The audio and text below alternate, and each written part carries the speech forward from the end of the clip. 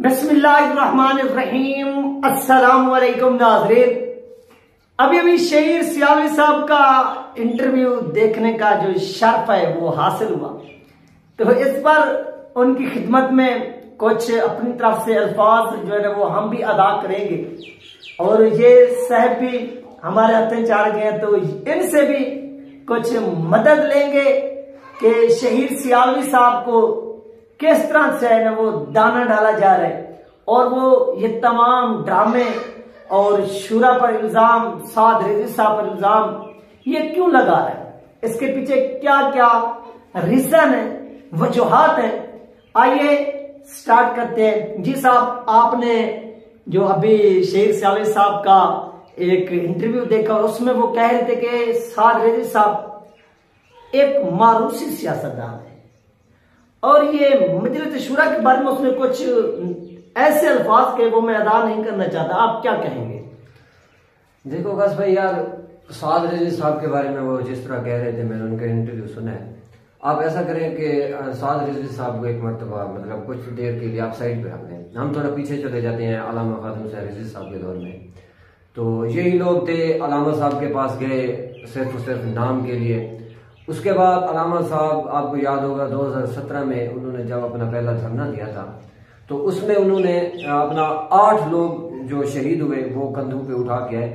तो ये जो मौसूफ साहब बातें कर रहे थे कि मेरा इनसे एक सवाल है कि आप बताएं, चलो साद रिजवी साहब तो ठीक है लाए गए हैं मरूसी सियासत में, मतलब टीएलपी में भी दाखिल हो चुकी है, साद रिजवी को एक साइड पे रख दें। आप बाबा जी के साथ कहां पर रहे?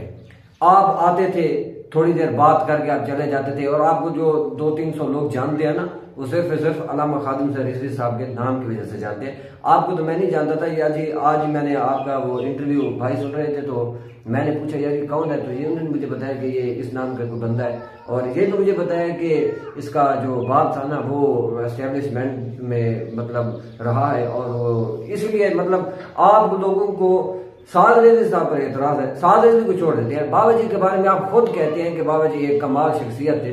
आप ये बता दें, जिस तरह आप कह रहे थे कि हम जमात इस्लामी में उन्होंने जब खत्म नबूवत पे धरना दिया, जमीयत उलमा इस्लाम ने दिया, जब इस्लाम की बात की टीएलपी ने जब की, हम उनके साथ थे।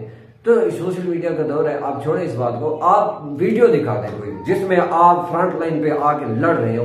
2017 का धरना जो था एज अ मुस्लिम, ये मेरी भी जिम्मेदारी थी, आपकी जिम्मेदारी थी। पाकिस्तान जो इस्लाम के नाम पे बना है, हजूर की खत्म नबूवत पे जब डाका डाला गया, तो आप बता दें आप उस वक्त कहाँ थे, आप किस रोड पे निकले, और आपको कितने शर लगे, और आपके जो 200-300 कारकुनान है वो वैसे है ही नहीं, वो सोशल मीडिया पे ऐसे ही आपके फॉलोअर हैं, तो वो आप बता दें कि उन्होंने कहां पर इसके खिलाफ एहतजाज रिकॉर्ड करवाया। उनकी अगर कोई वीडियो है तो वो हमें पेश करें ताकि फिर आगे बात चले।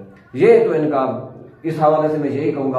हाँ, बाकी ये साद रिजवी साहब की क़यादत के ऊपर ये एतराज करते हैं। मेरा आपसे एक सवाल है, बाबा जी के साथ लोग मोहब्बत करते थे बहुत ज्यादा, और आज भी अगर साद रिजवी साहब से लोग मोहब्बत करते हैं, उसकी सबसे बड़ी वजह बाबा जी की खिदमत है। और मैं जाती तौर पे ये समझता हूँ कि अल्लाह जिसको इज्जत दे तो कुछ नहीं कहा जा सकता। 2017 से लेके बाबा जी की वफात तक, जब ये टीएलपी वजूद में आई और बाबा जी मतलब सियासत में खुल के सामने आए, तो आप देख सकते हैं कि मैं जाती तौर पर, मुझे जनाजे वाले दिन पता चला कि बाबा जी के 2 बेटे हैं, और बड़े बेटे का नाम साद हुसैन रिजवी साहब है। जब उन्होंने नमाज जनाजा पढ़ाई, ये मैंने जियो न्यूज के ऊपर जब हेडलाइंस सुनी, तो उसके ऊपर जब उन्होंने कहा कि अल्लामा खातून हुसैन रिजवी का नमाज जनाजा उनके साहबजादे साद हुसैन रिजवी साहब ने अदा कराई। तो ये मेरा सवाल है कि अगर मौरूसी सियासत होती टीएलपी के अंदर, जिस तरह आप बिलावल की बात कर रहे थे या नून लीग की पीपल पार्टी की बात कर रहे थे, तो आप देखें जब उनके बच्चे भी छोटे छोटे होते हैं, तो उनको जब मरूसी तौर पर सियासत में लाया जाता है, उनके जो अबाव-ओ-अजदाद होते हैं उनका पहले से प्लान होता है। तो आप देख रहे हैं कि बिलावल भुट्टो साहब मीडिया की कब से जिन्नत बने हुए हैं। इसी तरह आप नून लीग में चले जाएं, वहां भी आप देख सकते हैं कि ये जो मरियम नवाज साहबा हैं और ये जो उनके भाई हैं, ये किस एज में ये मीडिया के ऊपर आए हैं। इसका मतलब ये है जब इनको बचपन में ही प्रमोट किया जाता है, और बड़े बड़े जीरक सियासतदान जैसा कि आपके साबिक वजीर आजम भी हो गए हैं, क्या नाम है उनका भाई, इमरान खान, हाँ नहीं वो नून लीग वाले जो पीपल पार्टी वाले गिलानी साहब, गिलानी साहब हो गए हैं या इस जैसे और भी सियासतदान हैं जो उन बच्चों के पीछे, और ये जो आपका बड़ा अब ये आजादी वाले हो गए अपना शाह महमूद, अब ये मजलिस शुरा पर जो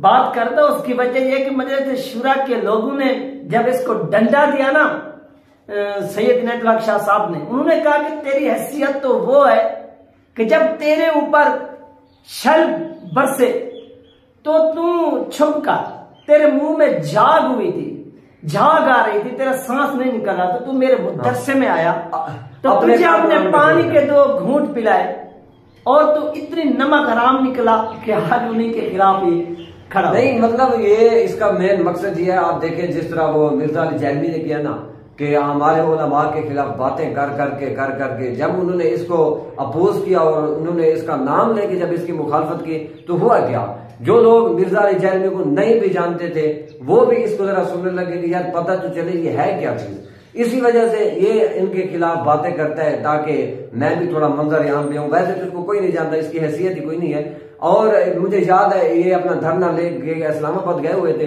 2-3 शहर लगे इनको, और इनके जो कुछ साथी थे, एक बड़ा लीडर था उनका, वो मैंने देखा कि वो घास के खेतों में छुपा हुआ था और वो वीडियो बना रहा था कि मैं गिरफ्तारी देने जा रहा हूँ। और भाई गिरफ्तारी थानों में दी जाती है, घास के खेतों में नहीं दी जाती।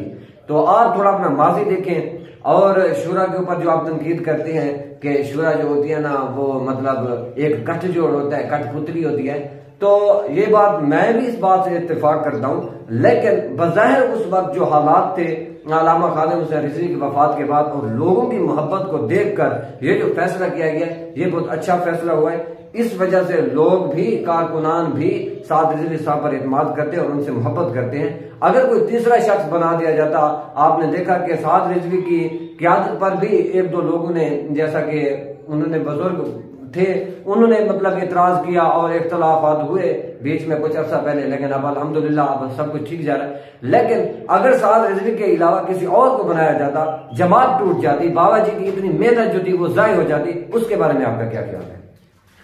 तो ये शहीद सियालवी साहब आप जो है ना वो थोड़ा अपना इलाज करें। दूसरा आपने कहा कि ये अभी इनका जो मुआहदा हुआ है पेट्रोलियम के ऊपर, इनको पीटीवी पे दिखाया गया, लाया गया और उसके बाद इन्होंने कहा कि अब जो है ना यानी इनको ग्रीन सिग्नल दिया गया और इनको 1 महीने की जो है ना वो एक्सरसाइज करवाएगी। चलो मान लिया इनको 1 महीने की तो एक्सरसाइज जो है ना वो करवा दी है, किसने? एस्टेब्लिशमेंट ने। तो आपके वालिद साहब ने ये एक्सरसाइज 20 साल तक की है, तो उस अपने वालिद साहब को क्या कहेंगे?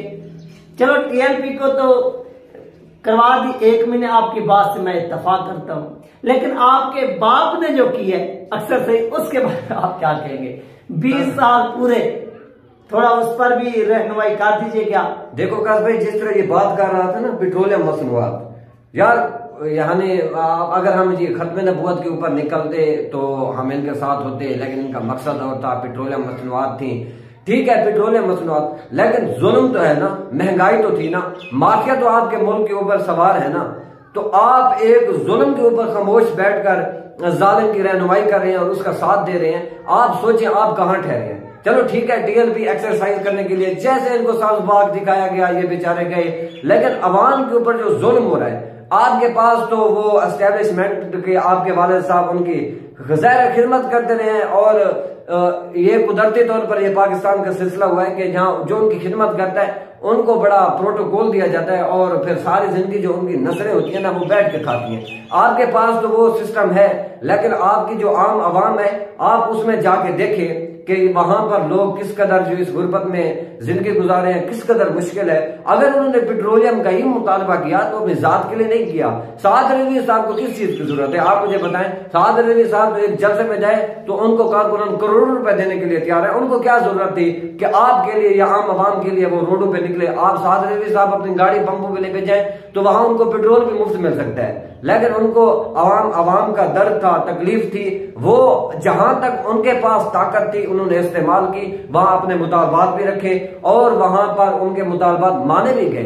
बाकी हो गया जिस तरह आप कह रहे थे कि इनको सासू बाप दिखाया गया और लॉलीपॉप दिया गया, आप देख लें 2017 के बाद बाबा जी के साथ भी कई मरतबा ऐसा हुआ, फिर तो आप बाबा जी के बारे में भी कहेंगे वो भी इस तरह थे। वो जब आसिया मसीहा को गिरफ्तार किया गया मैं तो उस पर कितनी अमल हुआ, उस पर कितनी अमल हुआ ये फिर बताओ ना कि यार ये अमल हुआ था, वो भी नहीं हुआ, और उसके बाद क्या हुआ? फिर तो बाबा जी को गिरफ्तार कर लिया गया था। फिर ये बाबा जी के इखलास पर भी आप कहेंगे कि यार वो उनको भी एस्टेब्लिशमेंट लाई थी। तो आप जैसे जो बच्चे होते हैं ना, वो बेचारे जिनको मतलब कोई नहीं जानता, उनकी ये कोशिश होती है वो किसी न किसी तरह से इस तरह वो लोगों में थोड़ा मकबूल हूं या मशहूर हूं या उनका नाम बने। बाकी आपकी हैसियत कोई नहीं है, आपको 300 लोग भी नहीं जानते। आपकी मैं आपको हकीकत बता रहा हूँ, आप पाकिस्तान में जाके चले जाएं, आप कह रहे थे कि हमारा मतलब पढ़े लिखे तबके से हम ताल्लुक रखते हैं और ये है हमारा सब कुछ, हमारे यूनिवर्सिटी से लोग आए हैं।